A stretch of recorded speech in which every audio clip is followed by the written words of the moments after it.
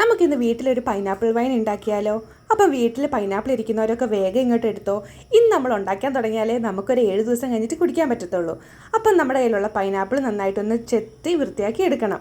അധികം നല്ല ഭംഗിയായിട്ടൊന്നും ചെത്തേണ്ട ആവശ്യമൊന്നുമില്ല, കുറച്ചൊക്കെ തോലൊക്കെ ഇരുന്നാലും കുഴപ്പമൊന്നുമില്ല. അപ്പം നമ്മൾ പൈനാപ്പിളൊക്കെ നന്നായിട്ട് ചെത്തിയിട്ട് ഒന്ന് മുറിച്ച് ചെറിയ കഷ്ണങ്ങളാക്കി എടുക്കുകയാണ് വേണ്ടത്. അത്ര ചെറിയ കഷ്ണങ്ങളാക്കിയൊന്നും എടുക്കണ്ട കേട്ടോ, നമ്മുടെ വൈനിടാൻ വേണ്ടി പോവല്ലേ.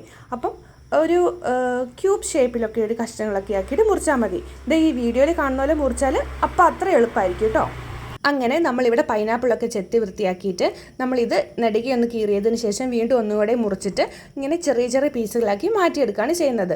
അങ്ങനെ നമ്മുടെ പൈനാപ്പിൾ പീസസ് ഒക്കെ ഇവിടെ റെഡി ആയിട്ടുണ്ട്. ഇനിയിപ്പം നമ്മുടെ വൈനിൽ ചേർക്കാൻ വേണ്ടിയിട്ട് കുറച്ച് സ്പൈസസ് ആണ് വേണ്ടത്. അതിന് വേണ്ടിയിട്ട് ഒരു 4 ഏലക്കയും ഒരു 5-6 ഗ്രാമ്പും അതുപോലെ തന്നെ കുറച്ച് പട്ടയും കൂടെ എടുത്ത് നമ്മളൊന്ന് മാറ്റി വെക്കണം. ഇനിയിപ്പം നമുക്ക് എന്താ വേണ്ടതെന്ന് വെച്ചാൽ ഒരു ഗ്ലാസിൻ്റെ ജാറാണ് വേണ്ടത്.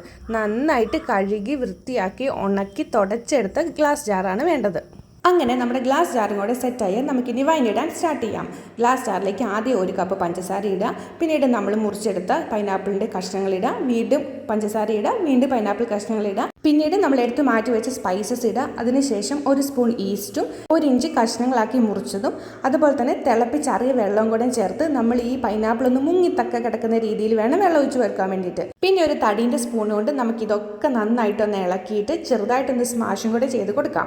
എന്നിട്ട് നമ്മുടെ ഈ ഒരു ജാറ് നമ്മൾ നല്ല എയർ ടൈറ്റ് ആയിട്ട് അടച്ച് വേണം വെക്കാൻ വേണ്ടിയിട്ട്. അതിനാദ്യമേ തന്നെ ഒരു പ്ലാസ്റ്റിക് ഷീറ്റ് എടുക്കുക, അതിന് ശേഷം വേണം അതിൻ്റെ മൂടിയിട്ട് അടയ്ക്കാൻ വേണ്ടിയിട്ട്. പിന്നെ നമ്മളിത് അനങ്ങാണ്ട് ഒരു 7 ദിവസം വെക്കണം. 7 ദിവസത്തിന് ശേഷം നോക്കിക്കേ, നമ്മുടെ പൈനാപ്പിൾ വൈൻ എല്ലാം സെറ്റ് ആയിട്ടുണ്ട്. ഇനി നമ്മുടെ വൈൻ എടുക്കാൻ വേണ്ടിയിട്ട് നമ്മൾ അരിച്ചാണ് എടുക്കുന്നത്. അതുകൊണ്ട് ഒരു തോർത്തെടുത്തതിന് ശേഷം നമ്മൾ ഈ കുപ്പിയിലുള്ള വൈൻ മൊത്തം അങ്ങോട്ടേക്ക് എടുത്തു കഴിഞ്ഞാൽ നമ്മുടെ സൂപ്പറായിട്ടുള്ള വൈൻ റെഡി ആയിട്ടുണ്ട്. അപ്പോൾ നല്ല അടിപൊളിയാണ്, നിങ്ങൾക്കൊക്കെ വീട്ടിൽ എളുപ്പത്തിൽ തയ്യാറാക്കാൻ പറ്റും. അപ്പോൾ ഒത്തിരി പൈനാപ്പിളൊക്കെ കിട്ടുന്ന സമയത്ത് ഒന്ന് വൈനിട്ട് നോക്കിക്കേ, സൂപ്പർ ടേസ്റ്റി ആയിരിക്കും. അപ്പോൾ പൈനാപ്പിൾ തന്നെ വേണമെന്നില്ല കേട്ടോ നമുക്ക് വൈനിടാൻ വേണ്ടിയിട്ട്. നിങ്ങളുടെ വീട്ടിൽ എന്ത് ഫ്രൂട്ട് ഉണ്ടെങ്കിലും നമുക്ക് അതിനനുസരിച്ച് വൈനിടാം. അപ്പോൾ നല്ല യെല്ലോയിഷ് ആയിട്ടുള്ള സൂപ്പർ ടേസ്റ്റി ആയിട്ടുള്ള പൈനാപ്പിൾ വൈൻ റെഡി ആയിട്ടുണ്ട്. അപ്പോൾ നിങ്ങൾ എല്ലാവരും ഒന്ന് ട്രൈ ചെയ്ത് നോക്കിയിട്ട് അഭിപ്രായം പറയാം. Bye, thank you for watching.